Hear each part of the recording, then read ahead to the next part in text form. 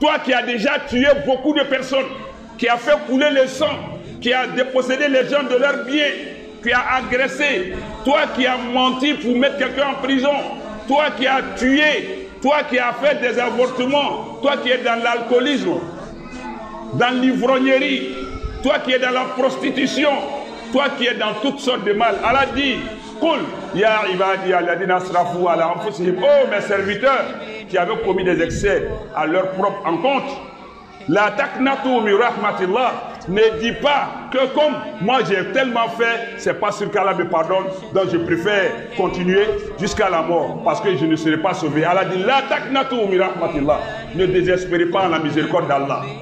À ceux qui ont mécru, qui ont défié Allah, que s'ils arrêtent, s'ils cessent, ils seront pardonnés par rapport à tout ce qu'ils ont eu à faire de leur vie. Ça c'est au chapitre 8, Suratul Anfal, le butin ou encore les dépouilles pour certaines traductions, essais de traduction, chapitre 8 du Coran, Suratul Anfal, verset 38. Vous voyez comment Allah est disposé à nous recevoir. Vous voyez comment Allah, il est immense dans sa miséricorde. Il est prêt à recevoir ceux qui l'ont défié, qui lui ont désobéi. Il continue, il dit Afala yatubuna ila Allah wa yastaghfiruna wallahu ghafurur rahim. Ne vont-ils pas revenir à Allah? Ne vont-ils pas se repentir vers Allah et demander à Allah de leur pardonner, puisque Allah, Ghafur Rahim, il est le grand pardonneur et le plus miséricordieux. Allah nous invite. Allah n'a pas besoin de nous. Allah n'est pas à la recherche d'électorat. Allah n'est pas à la recherche de militants. Allah n'est pas à la recherche de partisans. Allah n'est pas à la recherche de partenaires. Allah, il nous tend sa main, il nous tend sa miséricorde. Il veut de nous du bien, sinon il n'est pas dans un besoin qui le conduit vers nous. Nous sommes faibles et nous sommes pauvres. Nous sommes pauvres. Nous sommes les indigents vis-à-vis d'Allah. Allah n'est pas pauvre. Nous sommes vulnérables. Tout peut nous atteindre et nous faire mal, nous faire du tort. Allah, il est invulnérable. Nous sommes mortels. Allah est éternel. C'est nous qui avons besoin d'Allah. Allah n'a besoin de nous que pour nous dispenser sa miséricorde. Ne soyons pas aussi têtus, aussi audacieux pour refuser la main tendue d'Allah. Allah dit dans le Coran, comme si ce que nous on aurait dû faire en courant après Allah, en le convoitant, ce que nous on aurait dû faire, c'est Allah lui-même dans sa seigneurie, dans sa royauté, dans son règne, dans sa toute puissance. C'est Allah qui court après nous. Allahu Akbar. Regardez encore dans cet autre verset, chapitre 39, Surat Zumar, les groupes homogènes. Chapitre 39 du Coran, Surat Zumar, les groupes homogènes, verset 53. Voici ce qu'Allah nous dit encore.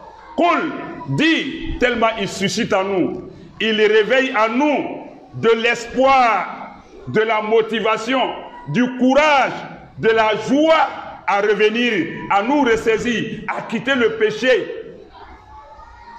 à ne pas voir la vie sombre et avoir une lueur d'espoir, de bonheur lorsque la mort va se présenter à nous. Allah nous donne toutes ces conditions-là. Il dit, donc dans le verset 53, chapitre 39, Surat Zumar, le groupe homogène, il dit, Qul, dit, Ya ibadi alladhina asrafu ala anfusihim, dit, oh mes serviteurs qui ont été injustes, qui ont commis des excès, des exagérations, qui ont outrepassé la mesure contre eux-mêmes leurs personnes.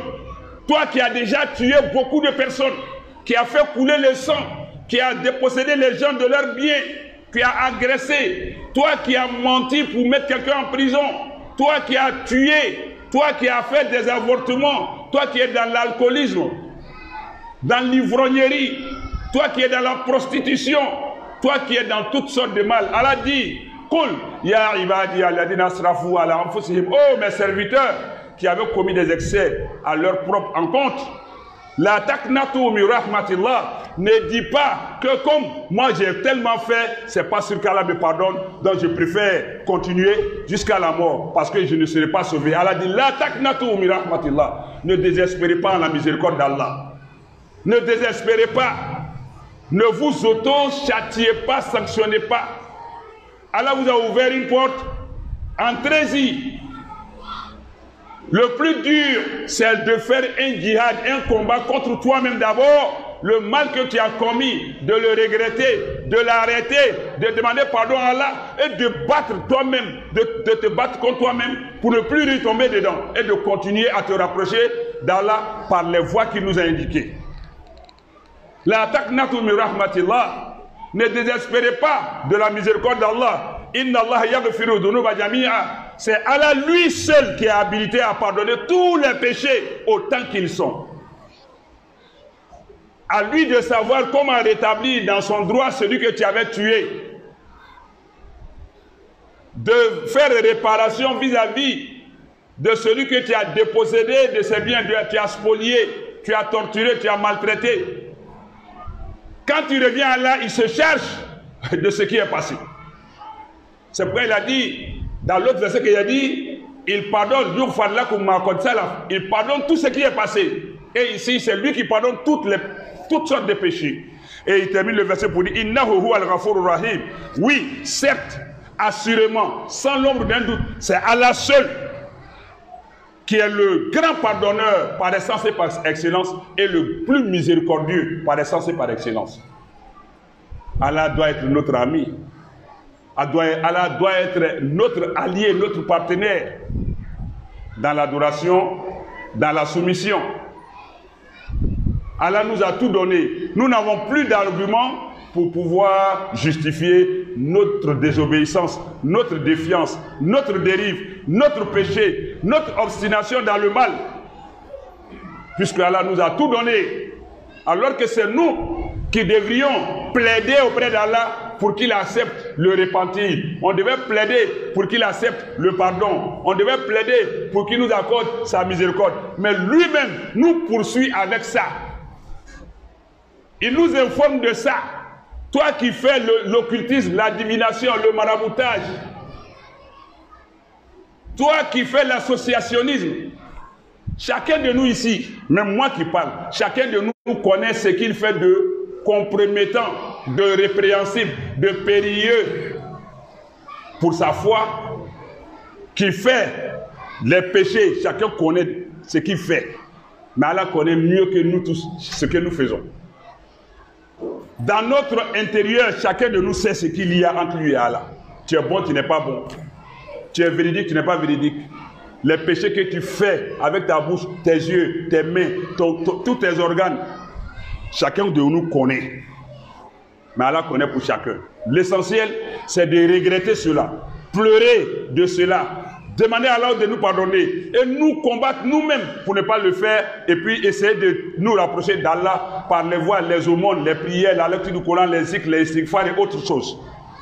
Et donc, Allah continue pour nous rassurer. Il dit dans cet autre verset du chapitre 4, Sourate An-Nisa, les femmes, au verset 110, il dit ceci. Allah dit, wa man ya'mal su'an aw yadlim nafsahu. Quiconque Waman ya'mal su'an aw yadlim nafsahu. Quiconque pratique le mal, commet le mal. Waman ya'mal su'an. Quiconque pratique toutes sortes de mal. Wa yadlim nafsahu. Et qui se fait injustice parce que quand on commet un mal, c'est à nous-mêmes que nous le faisons. On pense faire aux autres, arracher le bien de quelqu'un, tuer quelqu'un, lui faire du tort, lui montrer notre force, l'opprimer, le persécuter. Nous pensons que c'est nous qui avons le dessus. Mais non, tout ce que nous faisons est emmagasiné, est conservé. Le jour de la rétribution, de la reddition des comptes, ça nous sera présenté et nous devrons l'assumer. Donc c'est comme autant nous n'aurions pas commis cet acte-là.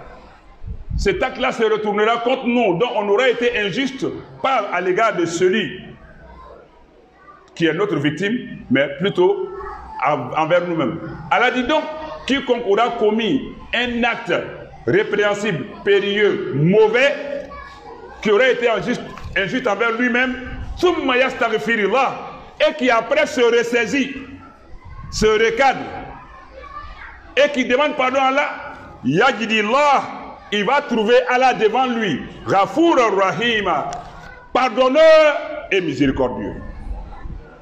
Tu trouveras Allah en train de t'attendre, prêt à te pardonner et prêt à te recevoir dans sa miséricorde. Quoi de plus normal? Quoi de plus clair pour que vous et moi, on se dise que il y a eu un temps pour nous égarer, pour nous dévoyer. L'homme pour trahir sa femme, pour tromper sa femme. La femme pour tromper son mari. Toi l'employé pour gruger, pour voler ton patron. Pour faire la corruption, la fraude, la magouille dans son bien. Toi qui as fait ci, toi qui as fait ça. J'ai dit, chacun de nous connaît le péché auquel il est beaucoup attaché et le péché auquel il a eu affaire et le péché auquel il compte avoir affaire. Chacun connaît son projet de péché, ses réalisations de péché. Mais disons que Allah connaît mieux que nous. Tout ça là, ce n'est pas un problème. Allah veut que nous arrêtions. Ne continuons pas à faire la fuite en avant, à déplacer nos problèmes que de les résoudre, à nous rapprocher d'Allah que de nous éloigner de lui. Donc, si Allah introduit quelqu'un dans l'enfer, tu l'auras voulu, mais aussi c'est par sa justice. Parce que s'il ne te mettait pas dans l'enfer, il n'y a pas autre coin où il va te mettre. Parce que c'est là-bas que tu mérites. Par tes actes envers toi-même, par tes actes envers tes semblables. Tu as exagéré, tu n'as pas voulu arrêter. Au point de dire, c'est l'homme qui a peur, sinon il n'y a rien. Il n'y a pas de compte à rendre après la mort. Il n'y a pas de force, il n'y a pas de Dieu, il n'y a rien. C'est moi ou rien. Quand tu exagères, on te dit d'arrêter, tu n'arrêtes pas. Quand tu exagères, Allah, il est en droit de faire justice. Donc dans sa justice, toi tu mérites d'aller en enfer. Parce que tu as opprimé les gens. Tu as transgressé, tu as persécuté, tu as été injuste, tu as été cruel, tu as été méchant, tu as été outrancier. Donc Allah te met dans l'enfer. Sinon, ce n'est pas par méchanceté qu'Allah met l'homme dans l'enfer, c'est par sa justice. Mais par sa miséricorde, nous rentrons au paradis. Donc revenons à Allah Ta'ala, demandons-lui pardon, il n'est pas encore tard. Le seul moment où il est tard de revenir à Allah, c'est lorsque nous agonisons, lorsque nous sommes moribonds. Nous sommes en train de partir, la mort nous a rendu visite, nous sommes en train de partir. Dès lors que l'âme, dans son retrait du corps, atteint le gosier, d'autres diront les clavicules, Allah n'accepte plus le pardon, le repentir de quiconque. Or, nous ne savons pas à quel moment, où et dans quelles conditions la mort pourrait nous rendre visite. Autant ne pas mettre le repentir pour après. Ne nous donnons pas de faux espoirs, croyant que nous avons du temps, alors que ce n'est que le bonus que nous sommes en train de consommer de notre vie. L'unité principale est finie. Nous ne sommes pas là pour durer, nous sommes là pour passer. Qu'Allah nous donne la bonne compréhension et l'intelligence, la sagesse de nous ressaisir après tout ce qu'on a pu commettre dans notre vie. Ne désespérons pas. D'aucuns diront, lui là, Allah ne va pas lui pardonner, Allah ne va pas lui faire ci, il ne va pas lui faire ça. Le paradis d'Allah lui appartient exclusivement. Peut-être toi-même, tu ne vas même pas sentir l'odeur du paradis. Ce n'est pas parce que tu es imam que toi, tu penses que pour toi, il est à régler. Rien n'est fait, rien n'a commencé. Nous sommes tous au même pied d'égalité. On va se surpasser maintenant par nos intentions et nos actions. Tu peux poser un bel acte, une bonne action, une belle action qui n'est pas une bonne action. Parce que si l'intention c'est de montrer aux gens que toi tu es bon, Toi, tu es un imam, toi, tu prêches, toi, tu es comme ci, toi, tu es comme ça, toi, tu es un chef, tu es plus. Si ton intention, c'est d'attirer la considération, l'estime, le respect, les faveurs des hommes, c'est un beau acte, un bel acte, mais ce n'est pas bon. Allah ne veut pas de ça. Pendant que celui que tout le monde minimise, néglige, pose les mêmes actes que toi, mais son intention, c'est de plaire à Allah. Mais au jour du jugement dernier, lui, il va te dire, mon frère, laisse-moi passer. Donc nous sommes tous tributaires de nos œuvres et de nos intentions. Revenons à Allah. Revenons à Allah. Revenons à Allah. Même si tu as fait 1000 avortements, même si tu as tué 1001 personnes, même si tu as pensé que toutes sortes de péchés sur terre, tu as commis, chacun de ces péchés-là, toutes les qualités, toutes les variations de péchés, toi tu as commis dans ta vie, ce n'est pas tard. Allah a encore besoin de toi. N'écoutez pas ce qui vous envoie au désespoir. Non, Allah n'a pas rejeté quelqu'un tant que tu n'es pas encore mort.